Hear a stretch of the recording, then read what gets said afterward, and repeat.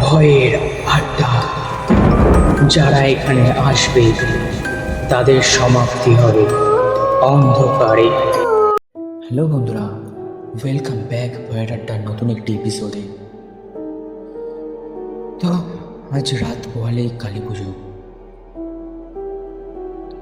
আর আজকে আরও একটি দিন, ভূত চতুর্দশী। হতে পারে আমার আপনার পাশেও কোনো অদৃশ্য আত্মা বসে আছে, যাদেরকে আমরা দেখতে পাচ্ছি না। তো আজকে যে ঘটনাটি আমি বলতে চলেছি, সেই ঘটনাটি আমাকে পাঠিয়েছে অভি। তো অভি যেভাবে ঘটনাটি আমাদেরকে লিখে পাঠিয়েছে, আমি সেইভাবেই পড়ে শোনাচ্ছি। ঘটনাটি ঘটেছিল 2016 সালে ডিসেম্বরের এক শীতের রাতে। আমি আর আমার বন্ধু রোহিত, আমরা দুজনেই ফটোগ্রাফি করি। তো একদিন আমরা বনগাঁয়ে এক পুরনো পরিত্যক্ত বাংলো নিয়ে একটি ভিডিও বানাতে গেছিলাম। লোকজন বলতো সেই বাংলোতে বহু বছর আগে এক ইংরেজ পরিবার থাকতো। মালিক রিচার্ড বেন, তার স্ত্রী এমিলি আর তাদের ছোট ছেলে জর্জ। বলা হয় এক রাতে সেই পরিবারকে বাংলোর ভিতরে খুন করা হয়। কেউ জানে না কে, কিন্তু সেই রাতের পর থেকে কেউ এই বাংলোতে রাত কাটাতে পারেনি। আমি আর রোহিত ভেবেছিলাম ভূতভূত বলে কিছু নেই, আমরা প্রমাণ করব। আজ রাত 11টা নাগাদ আমরা পৌঁছে যাই সেই বাড়িতে। চারিদিকে হালকা কুয়াশা, গাছের পাতার শব্দ, আর বাতাসে এক অদ্ভুত গন্ধ। পুরনো কাঠ আর ছত্রাকের মতন একটা ভ্যাপসা গন্ধ। ভেতরে ঢুকতেই দরজাটা খুলে গেল। টর্চের আলোয় দেখা গেল দেয়াল জোড়া ছোপ ছোপ দাগ, যেন কেউ রক্ত মেখে রেখেছে। রোহিত হেসে বলল, এগুলো ছত্রাক হবে হয়তো, ভয় পাওয়ার কিছু নেই।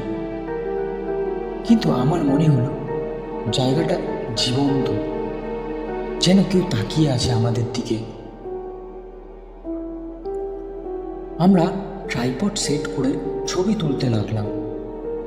প্রথম কয়েকটা ছবিতে কিছু দেখা গেল না, কিন্তু পঞ্চম ছবিটা তুলতেই ক্যামেরাটা বন্ধ হয়ে গেল। ক্যামেরাটার আবার ব্যাটারি চেঞ্জ করে চালালাম, কিন্তু অদ্ভুত একটা জিনিস।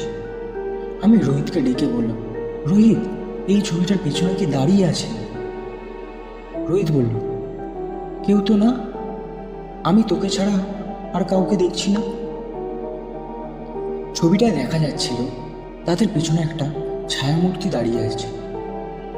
এক পুরনো পোশাক পরা মহিলা, চুল খোলা, চোখ জ্বলছে লাল আলোয়। হঠাৎ উপরতলা থেকে জোরে আওয়াজ হতে শুরু করল, যেন কেউ ভারী কিছু ফেলল। তারা দৌড়ে উপরে গেল, দেখলো একটা পুরনো চেয়ার নিচে নিচে দুলছে, আর মেঝেতে পড়েছিল একটা পুরনো খেলনা গাড়ি। আমি ক্যামেরা নিয়ে সেই ঘরের ভিতরে ঢুকলাম। ঘরের দেওয়াল খোদাই করা, আর দেয়ালে লেখা উই নেভার লিভড, অর্থাৎ আমরা কখনোই যাইনি। তারপরে রোহিতের গলার স্বর শোনা গেল, অভি, আলো নিভে যাচ্ছে। সব আলো বন্ধ হয়ে গেল, শুধু ফ্ল্যাশ লাইটে দেখা যাচ্ছিল রোহিতের মুখ। ভয়ে কাঁপছে, ঘামে ভিজে গেছে। হঠাৎ একটা ঠান্ডা বাতাস বয়ে গেল, আর অভি স্পষ্ট শুনল এক মহিলার কণ্ঠস্বর, আমার ছেলেকে ফিরিয়ে দাও।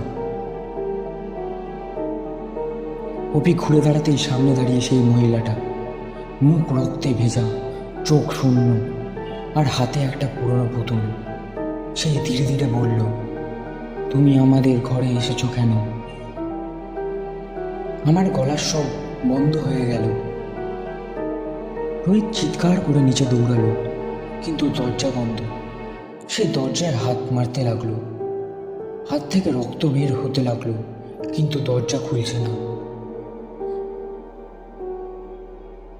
তখনও পর্যন্ত আমি ওপরে,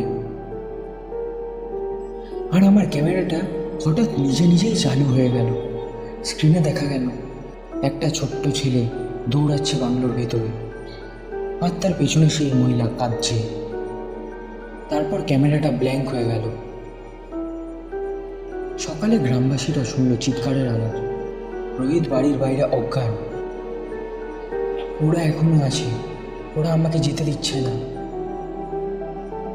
আমার ক্যামেরাটি ভেতর থেকে পাওয়া যায়।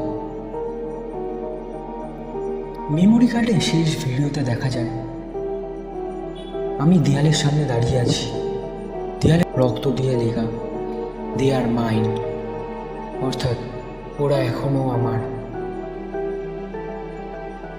আজও সেই বাংলো পরিত্যক্ত।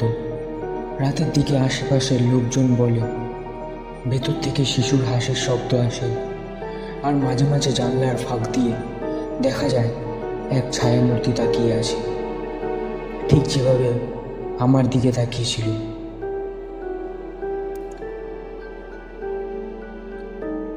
তো এই ছিল আজকের ঘটনা। তোমাদের কেমন লাগলো তোমরা কমেন্ট করে জানিও। আর যদি ভালো লেগে থাকে তাহলে লাইক, কমেন্ট, সাবস্ক্রাইব করতে ভুলো না। তো চলো আবার দেখা হবে নতুন একটি এপিসোডে। তো ততক্ষণের জন্য বাই। সবাই সুস্থ থেকো, ভালো থেকো।